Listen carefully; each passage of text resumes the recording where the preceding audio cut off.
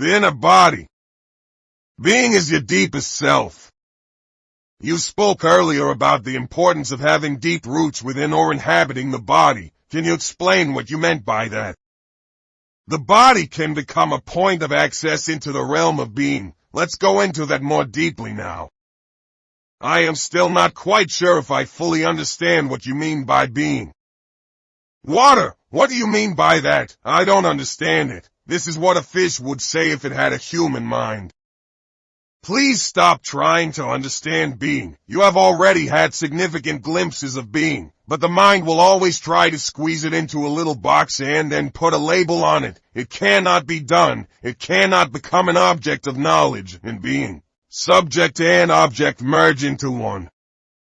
Being can be felt as the ever-present I am that is beyond name and form. To feel and thus to know that you are and to abide in that deeply rooted state is enlightenment, is the truth that Jesus says will make you free.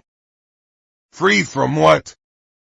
Free from the illusion that you are nothing more than your physical body and your mind. This illusion of the self, as the Buddha calls it, is the core error. Free from fear and its countless disguises is the inevitable consequence of that illusion. The fear that is your constant tormentor as long as you derive your sense of self only from this ephemeral and vulnerable form, and free from sin, which is the suffering you unconsciously inflict on yourself and others as long as this illusory sense of self governs what you think, say, and do. Look beyond the words. I don't like the words in. It implies that I am being judged and found guilty. I can understand that, over the centuries, many erroneous views and interpretations have accumulated around words such as sin, due to ignorance, misunderstanding, or a desire to control, but they contain an essential core of truth. If you are unable to look beyond such interpretations and so cannot recognize the reality to which the word points, then don't use it. Don't get stuck on the level of words. A word is no more than a means to an end. It's an abstraction, not unlike a signpost. It points beyond itself. The word honey isn't honey. You can study and talk about honey for as long as you like, but you won't really know it until you taste it. After you have tasted it, the word becomes less important to you. You won't be attached to it anymore. Similarly, you can talk or think about God continuously for the rest of your life, but does that mean you know or have even glimpsed the reality to which the word points? It really is no more than an obsessive attachment to a signpost, a mental idol. The reverse also applies. If, for whatever reason, you dislike the word honey, that might prevent you from ever tasting it. If you had a strong aversion to the word God, which is a negative form of attachment, you may be denying not just the word but also the reality to which it points. You would be cutting yourself off from the possibility of experiencing that reality. All this is, of course, intrinsically connected with being identified with your mind. So, if a word doesn't work for you anymore, then drop it and replace it with one that does work. If you don't like the word sin, then call it unconsciousness or insanity. That may get you closer to the truth, the reality behind the word, than a long misused word like sin, and leaves little room for guilt.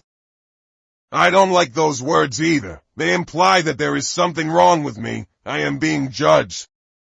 Of course there is something wrong with you and you are not being judged.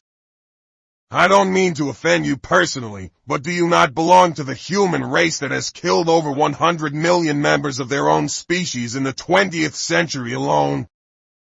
You mean guilt by association.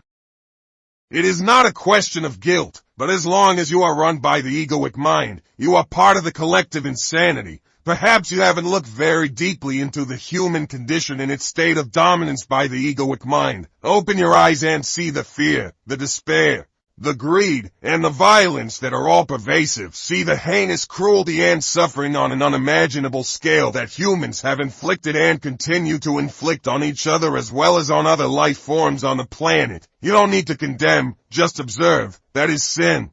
That is insanity. That is unconsciousness. Above all, don't forget to observe your own mind. Seek out the root of the insanity there. Finding your invisible and indestructible reality. You said that identification with our physical form is part of the illusion, so how can the body, the physical form, bring you to a realization of being?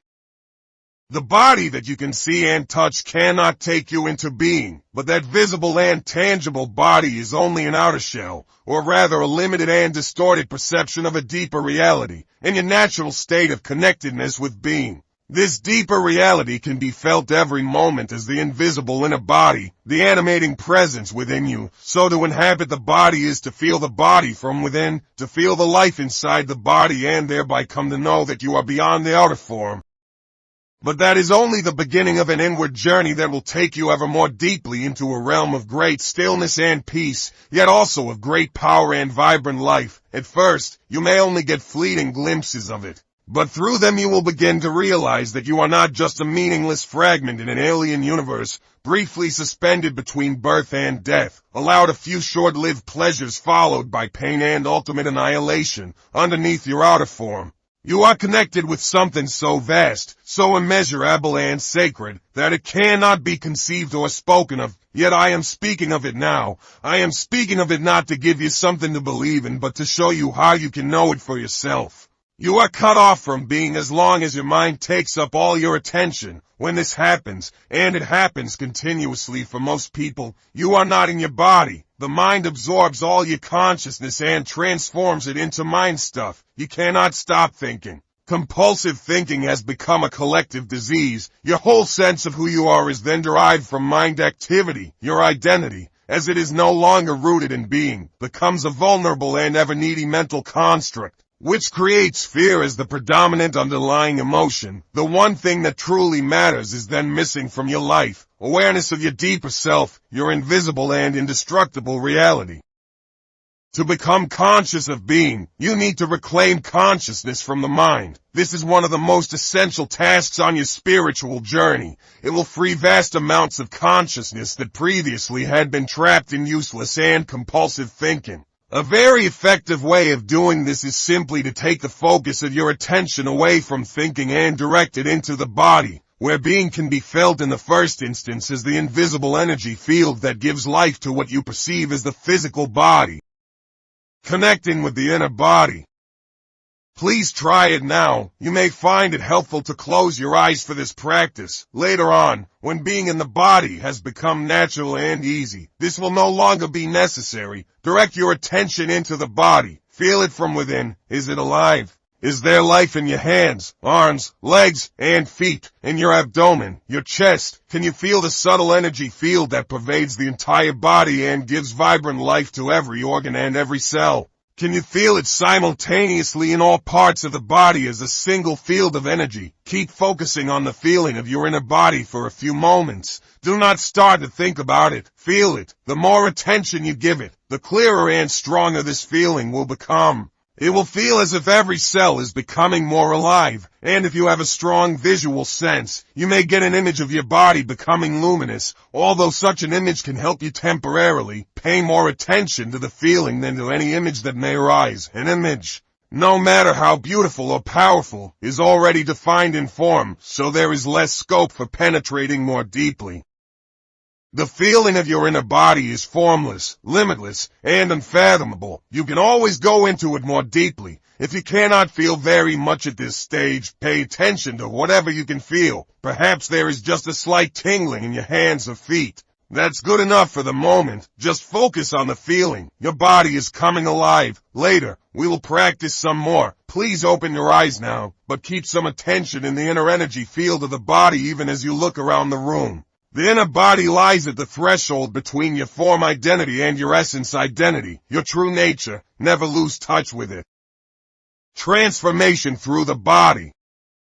Why have most religions condemned or denied the body? It seems that spiritual seekers have always regarded the body as a hindrance or even as sinful. Why have so few seekers become finders?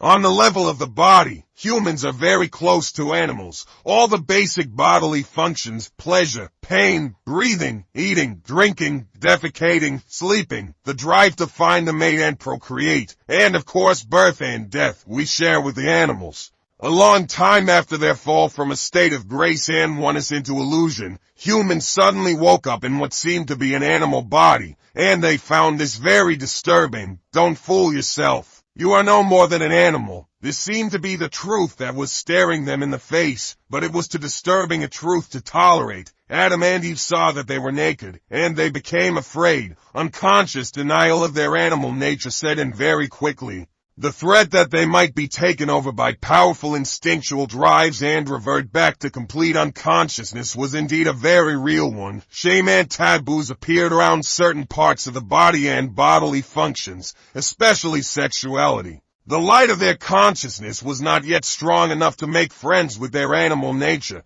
to allow it to be and even enjoy that aspect of themselves, let alone to go deeply into it to find the divine hidden within it, the reality within the illusion. So they did what they had to do. They began to disassociate from their body. They now saw themselves as having a body, rather than just being it. When religions arose, this disassociation became even more pronounced as the "you are not your body" belief. Countless people in East and West throughout the ages have tried to find God, salvation, or enlightenment through denial of the body. This took the form of denial of sense pleasures and of sexuality in particular, fasting, and other ascetic practices. They even inflicted pain on the body in an attempt to weaken or punish it because they regarded it as sinful. In Christianity, this used to be called mortification of the flesh. Others tried to escape from the body by entering trance states or seeking out of the body experiences. Many still do. Even the Buddha is said to have practiced body denial through fasting and extreme forms of asceticism for 6 years, but he did not attain enlightenment until after he had given up this practice. The fact is that no one has ever become enlightened through denying or fighting the body or through an out-of-the-body experience, although such an experience can be fascinating and can give you a glimpse of the state of liberation from the material form. In the end, you will always have to return to the body, where the essential work of transformation takes place. Transformation is through the body, not away from it. This is why no true master has ever advocated fighting or leaving the body, although their mind-based followers often have. Of the ancient teachings concerning the body, only certain fragments survive, such as Jesus' statement that your whole body will be filled with light, or they survive as myths, such as the belief that Jesus never relinquished his body but remained one with it and ascended into heaven with it. Almost no one to this day has understood those fragments or the hidden meaning of certain myths, and the "you are not your body" belief has prevailed universally, leading to body denial and attempts to escape from the body. Countless seekers have thus been prevented from attaining spiritual realization for themselves and becoming finders. Is it possible to recover the lost teachings on the significance of the body or to reconstruct them from the existing fragments? There is no need for that. All spiritual teachings originate from the same source. In that sense, there is and always has been only one master, who manifests in many different forms. I am that master, and so are you, once you are able to access the source within. And the way to it is through the inner body. Although all spiritual teachings originate from the same source, once they become verbalized and written down, they are obviously no more than collections of words, and a word is nothing but a signpost, as we talked about earlier. All such teachings are signposts pointing the way back to the source.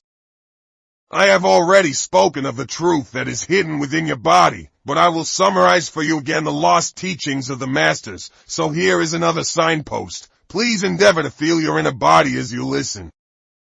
Sermon on the body.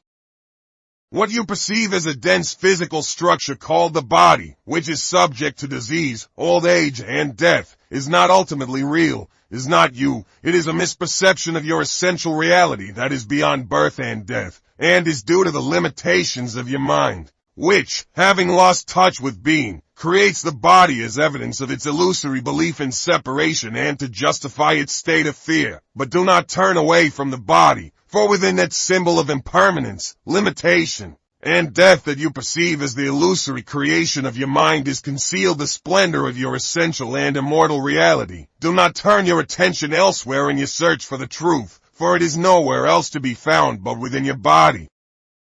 Do not fight against the body, for in doing so you are fighting against your own reality. You are your body. The body that you can see and touch is only a thin illusory veil. Underneath it lies the invisible inner body, the doorway into being, into life and manifested. Through the inner body, you are inseparably connected to this and manifested one life, birthless, deathless, eternally present. Through the inner body, you are forever one with God. Have deep roots within. The key is to be in a state of permanent connectedness with your inner body, to feel it at all times. This will rapidly deepen and transform your life. The more consciousness you direct into the inner body, the higher its vibrational frequency becomes. Much like a light that grows brighter as you turn up the dimmer switch and so increase the flow of electricity. At this higher energy level, negativity cannot affect you anymore, and you tend to attract new circumstances that reflect this higher frequency. If you keep your attention in the body as much as possible, you will be anchored in the now. You won't lose yourself in the external world, and you won't lose yourself in your mind. Thoughts and emotions, fears and desires may still be there to some extent, but they won't take you over. Please examine where your attention is at this moment. You are listening to me, or you are reading these words in a book. That is the focus of your attention. You are also peripherally aware of your surroundings, other people, and so on. Furthermore, there may be some mind activity around what you are hearing or reading, some mental commentary, yet there is no need for any of this to absorb all your attention. See if you can be in touch with your inner body at the same time. Keep some of your attention within. Don't let it all flow out. Feel your whole body from within as a single field of energy. It is almost as if you were listening or reading with your whole body. Let this be your practice in the days and weeks to come. Do not give all your attention away to the mind and the external world. By all means focus on what you are doing, but feel the inner body at the same time whenever possible. Stay rooted within. Then observe how this changes your state of consciousness and the quality of what you are doing. Whenever you are waiting, wherever it may be, use that time to feel the inner body. In this way, traffic jams and lineups become very enjoyable. Instead of mentally projecting yourself away from the now, go more deeply into the now by going more deeply into the body. The art of inner body awareness will develop into a completely new way of living, a state of permanent connectedness with being, and will add a depth to your life that you have never known before. It is easy to stay present as the observer of your mind when you are deeply rooted within your body. No matter what happens on the outside, nothing can shake you anymore.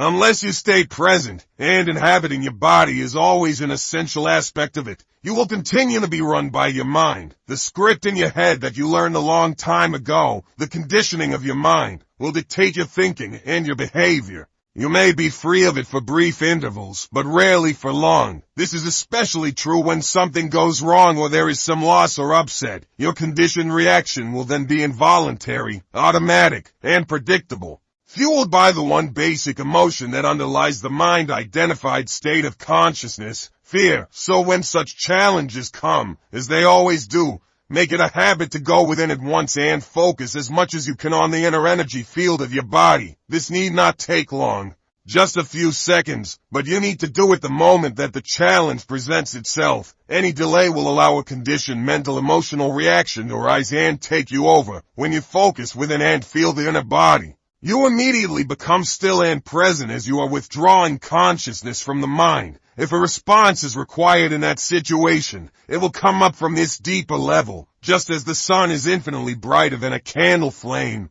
there is infinitely more intelligence in being than in your mind. As long as you are in conscious contact with your inner body, you are like a tree that is deeply rooted in the earth, or a building with a deep and solid foundation. The latter analogy is used by Jesus in the generally misunderstood parable of the two men who build a house. One man builds it on the sand, without a foundation, and when the storms and floods come, the house is swept away. The other man digs deep until he reaches the rock, then builds his house, which is not swept away by the floods.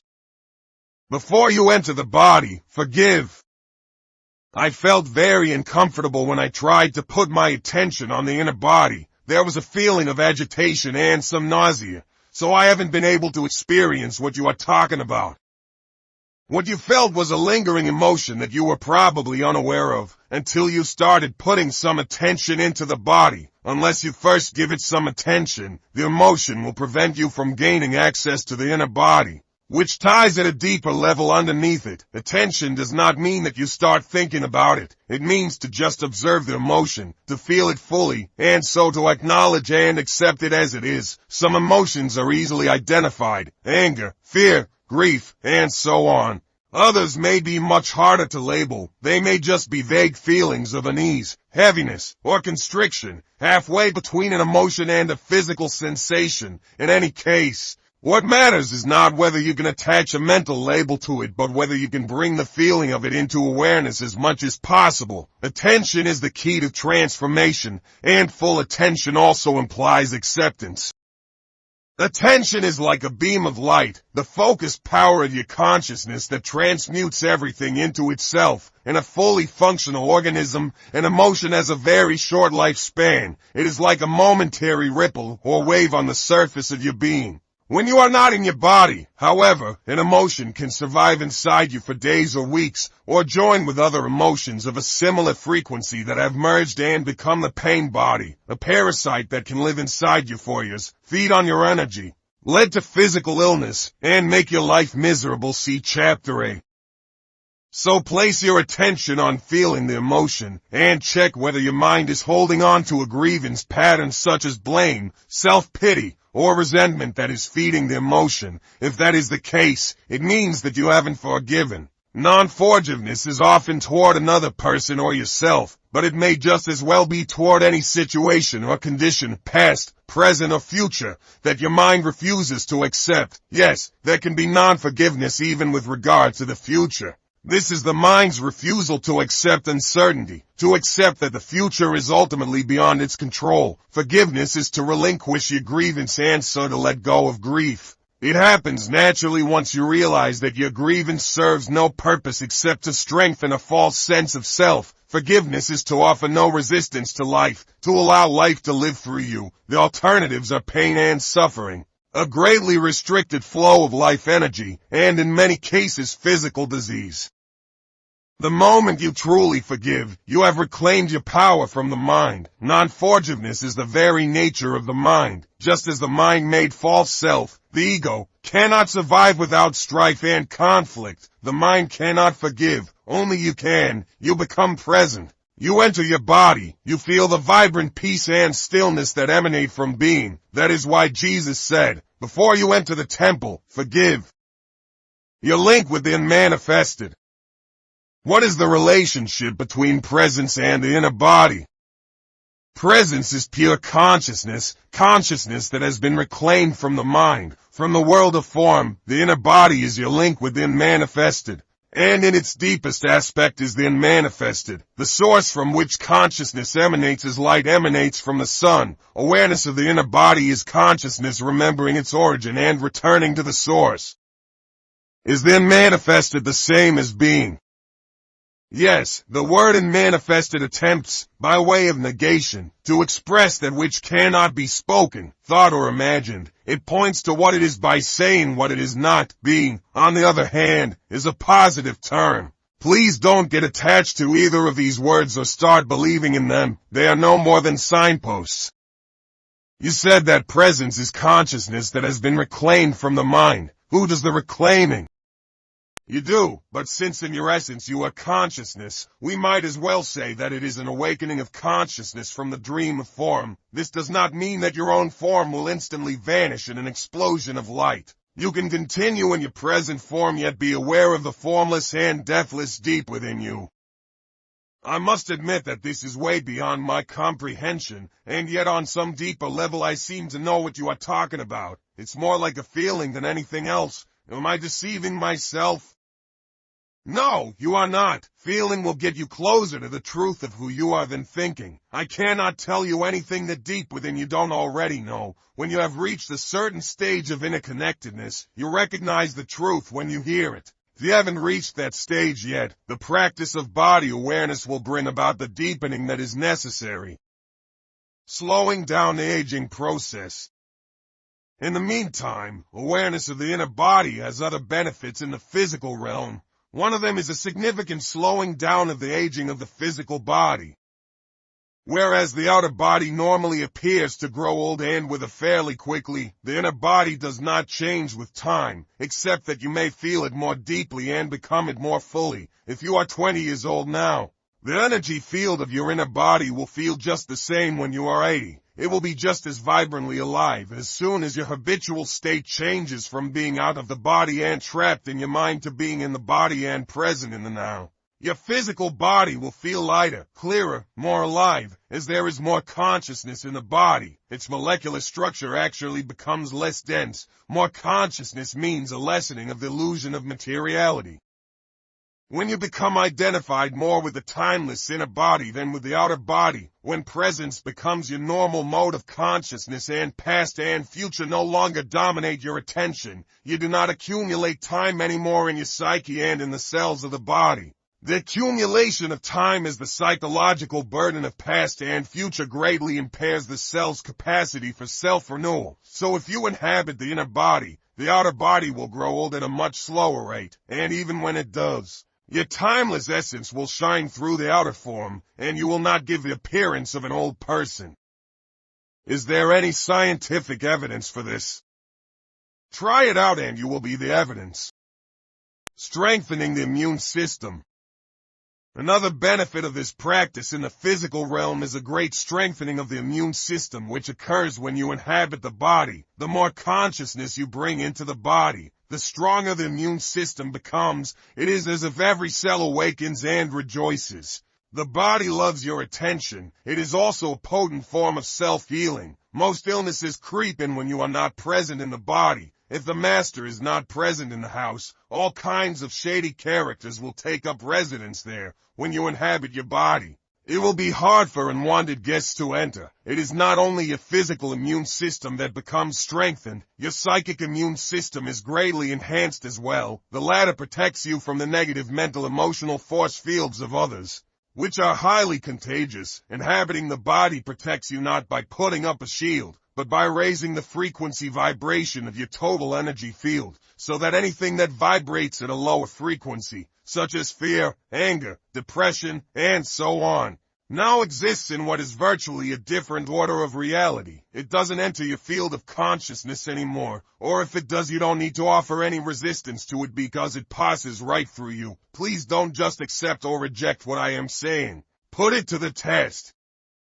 There is a simple but powerful self-healing meditation that you can do whenever you feel the need to boost your immune system. It is particularly effective if used when you feel the first symptoms of an illness. But it also works with illnesses that are already entrenched if you use it at frequent intervals and with an intense focus. It will also counteract any disruption of your energy field by some form of negativity. However, it is not a substitute for the moment-to-moment practice of being in the body. Otherwise, its effect will only be temporary. Here it is. When you are unoccupied for a few minutes, and especially last thing at night before falling asleep and first thing in the morning before getting up, flood your body with consciousness. Close your eyes, lie flat on your back. Choose different parts of your body to focus your attention on briefly at first. Hands, feet, arms, legs, abdomen, chest, head, and so on. Feel the life energy inside those parts as intensely as you can. Stay with each part for 15 seconds or so. Then let your attention run through the body like a wave a few times, from feet to head and back again. This need only take a minute or so. After that, feel the inner body in its totality, as a single field of energy. Hold that feeling for a few minutes. Be intensely present during that time, present in every cell of your body. Don't be concerned if the mind occasionally succeeds in drawing your attention out of the body and you lose yourself in some thought. As soon as you notice that this has happened, just return your attention to the inner body. Let the breath take you into the body. At times, when my mind has been very active, it has acquired such momentum that if it impossible to take my attention away from it and feel the inner body. This happens particularly when I get into a worry or anxiety pattern. Do you have any suggestions? If at any time you are finding it hard to get in touch with the inner body, it is usually easier to focus on your breathing first. Conscious breathing, which is a powerful meditation in its own right, will gradually put you in touch with the body. Follow the breath with your attention as it moves in and out of your body. Breathe into the body and feel your abdomen expanding and contracting slightly with each inhalation and exhalation, if you find it easy to visualize. Close your eyes and see yourself surrounded by light or immersed in a luminous substance, a sea of consciousness. Then breathe in that light. Feel that luminous substance filling up your body and malting it luminous also. Then gradually focus more on the feeling. You are now in your body. Don't get attached to any visual image. Creative use of mind. If you need to use your mind for a specific purpose, use it in conjunction with your inner body. Only if you are able to be conscious without thought can you use your mind creatively, and the easiest way to enter that state is through your body. Whenever an answer, a solution, or a creative idea is needed, stop thinking for a moment by focusing attention on your inner energy field. Become aware of the stillness. When you resume thinking, it will be fresh and creative in any thought activity. Make it a habit to go back and forth every few minutes or so between thinking and an inner kind of listening, an inner stillness, we could say. Don't just think with your head, think with your whole body. The art of listening. When listening to another person, don't just listen with your mind, listen with your whole body. Feel the energy field of your inner body as you listen. That takes attention away from thinking and creates a still space that enables you to truly listen without the mind interfering. You are giving the other person space to be. It is the most precious gift you can give. Most people don't know how to listen because the major part of their attention is taken up by thinking. They pay more attention to that than to what the other person is saying. And none at all to what really matters, the being of the other person underneath the words and the mind. Of course, you cannot feel someone else's being except through your own. This is the beginning of the realization of oneness, which is love, at the deepest level of being. You are one with all that is. Most human relationships consist mainly of minds interacting with each other, not of human beings communicating, being in communion. No relationship can thrive in that way, and that is why there is so much conflict in relationships. When the mind is running your life, conflict, strife and problems are inevitable. Being in touch with your inner body creates a clear space of no mind within which the relationship can flower.